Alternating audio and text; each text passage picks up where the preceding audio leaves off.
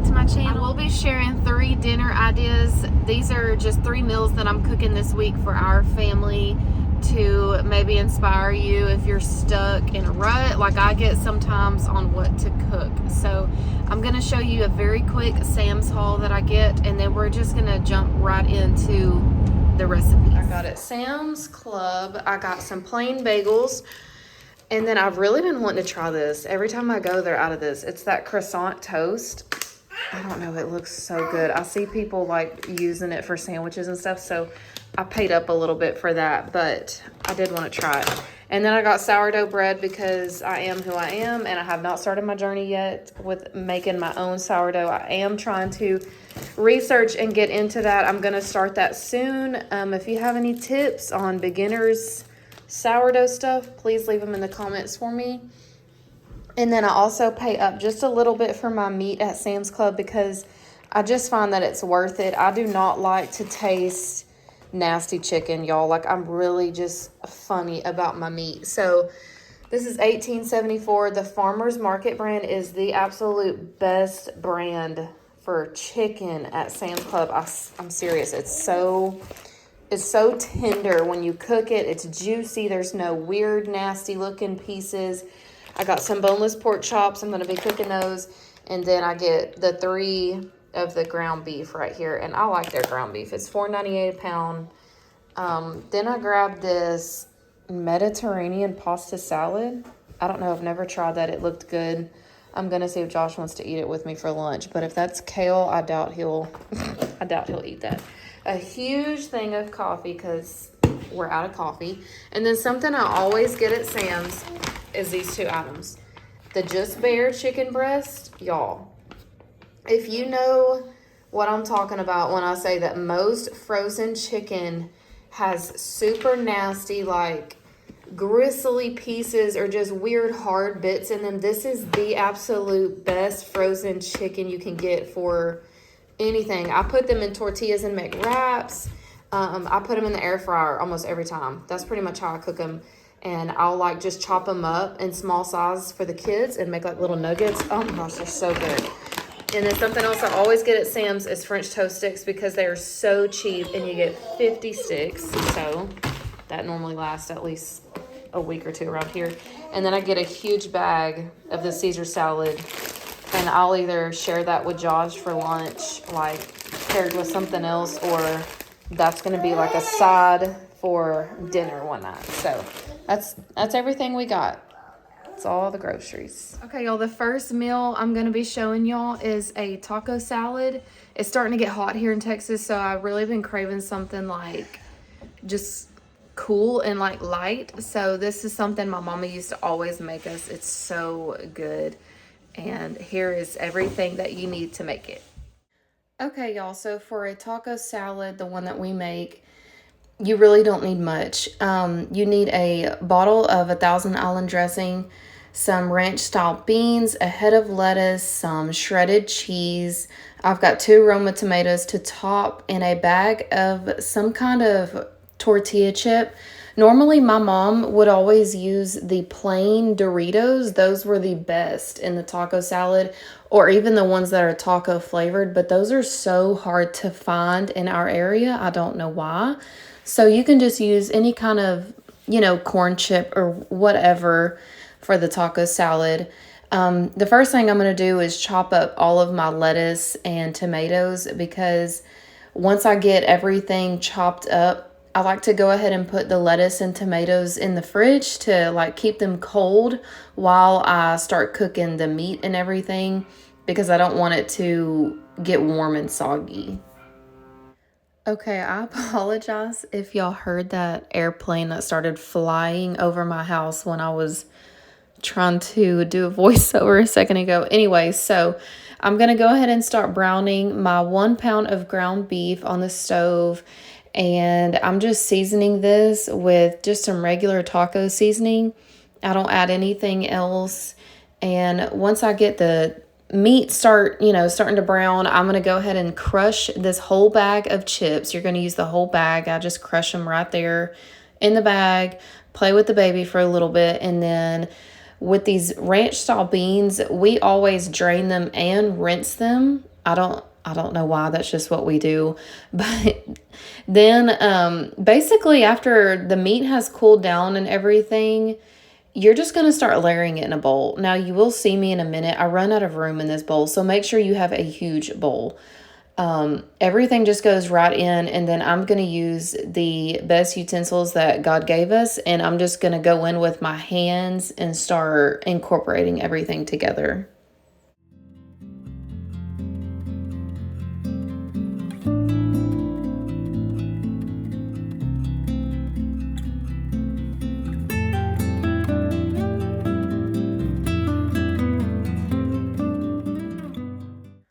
Okay, as y'all can see, I did forget to add my cheese. So I went ahead and threw my cheese in there, and I didn't feel like getting my hands dirty again, so I did grab a couple spoons to start mixing that up.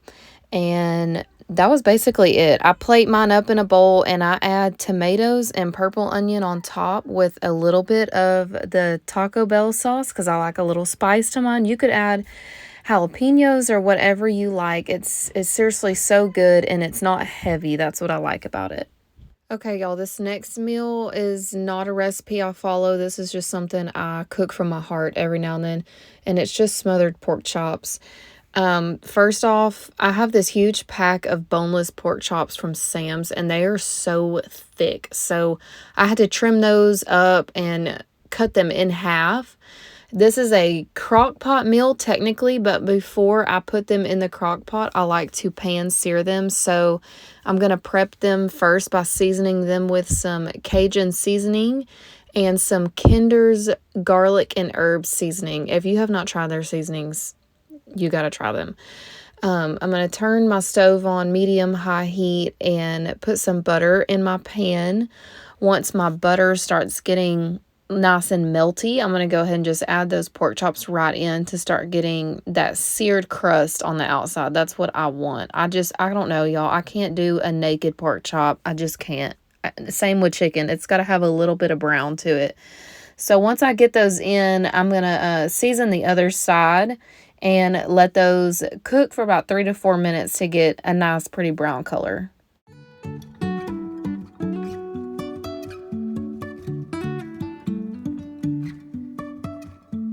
Life is a winding road, no telling where it goes.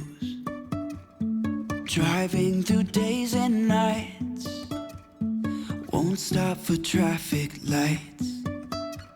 And I really wanna know if I will ever figure out where the road goes. Even if I'm falling down, I will keep on searching for. Okay, so I did have to cook my pork chops in batches because I had so many. So once I was done with the last batch, I do chop up 1 bell pepper and about half an onion. And I'm just going to throw that right into the pan with all the bits left over, all the little seasoned bits. Don't wipe any of that out. That's all flavor.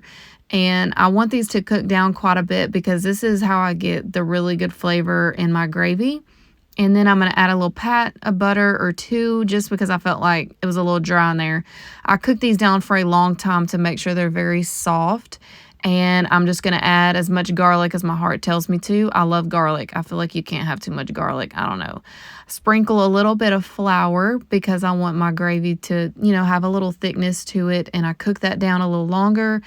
It didn't record, but I did add about a cup of chicken broth. You can use water because we've got so much sodium going on right here already. And then we're just going to add 1 can of cream of chicken right to the pan. You can say I lost my mind, I will keep on holding my head high, even if the sky is falling. Once your cream of chicken is all mixed in and you let it bubble for just a few minutes, you're going to go ahead and come put your pork chops right into the crock pot. I love the color of those pork chops. That's what I like to see. And then you're just going to pour that gravy right over the top. After you pour the gravy over the top of the pork chops, you're just going to kind of toss them around and make sure that all of them are covered with the gravy. It's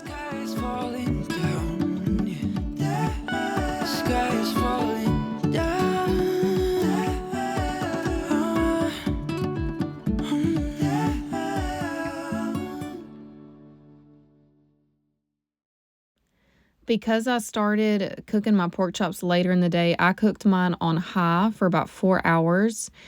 And then later on that evening, I started making our mashed potatoes. That's what I wanted to serve with the pork chops because I like to pour that gravy over the top. And then because it's just one of those nights, we're going to pop open a can of green beans. If you have fresh green beans or some kind of fresh vegetable you want to serve, it'd probably be way better since this is such a heavy comfort meal. But y'all, it don't take much to please us over here. So after everything's cooked, I plated it up and it just turned out so beautiful. Look at that gravy. Oh my gosh, it was so good. My husband loves meals like this. He's Cajun, so anything with the gravy on it, with rice or something, he is all about. And cooking it on high for 4 hours, it still turned out very tender. It was super easy to cut into.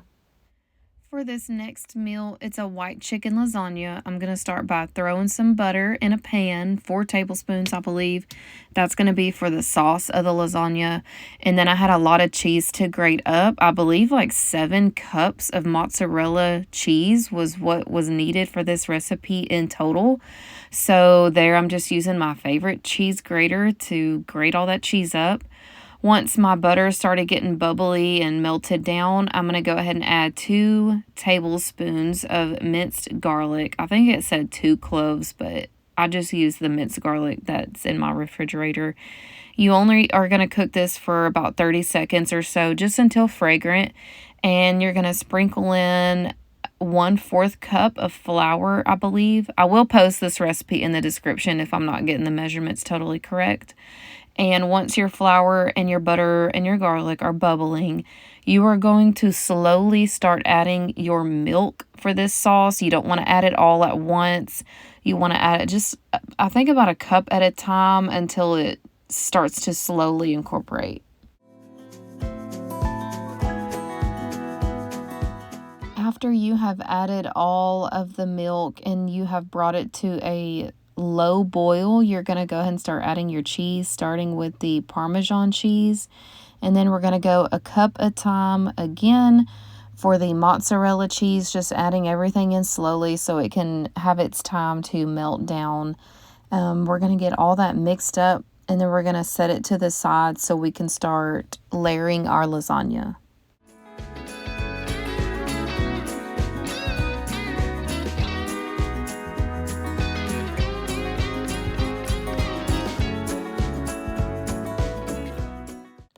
Okay, the first step, you're going to lay down a spoonful of the sauce to the bottom of the pan to ensure that nothing is going to stick. And just kind of spread it around, making sure all the edges and everything is covered. After that, you're going to start by laying your noodles down. I'm using oven-ready lasagna. You can use, your own lasagna that you've cooked, but I prefer this oven-ready lasagna. And then the recipe calls for artichokes and spinach. So if you like spinach dip, you're going to like this. I did not add as much as the recipe calls for because I do have small kids. I don't know if it's going to throw them off. So you do you if you want to follow the recipe. I'm just adding very minimal artichoke and spinach because I don't know if my kids will eat it, honestly.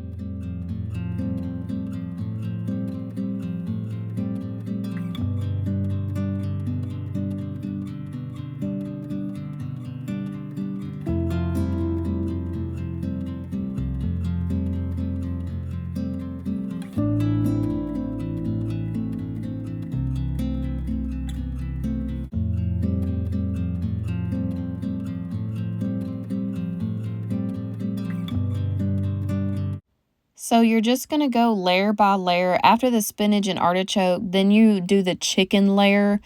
And then after the chicken, you're going to add a little bit of the mozzarella cheese each time. But make sure you have enough mozzarella cheese left over at the end because that's what's going to go on top of the lasagna. I did not have enough saved at the end, but it still turned out okay because I ended up having all of the Parmesan cheese left over that was called for in the recipe. So you're going to spread it out. I had to spread it out because I felt like the sauce was so thick at the end that it just wasn't like pouring over, if that makes sense. It was really thick and all. So I layered my mozzarella cheese and Parmesan cheese at the end and just kind of spread that out.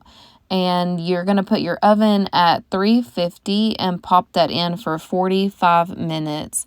Once your lasagna is done, it should look like that. You're going to turn the broil on and only leave it in there for a few minutes to get this beautiful golden crust on top.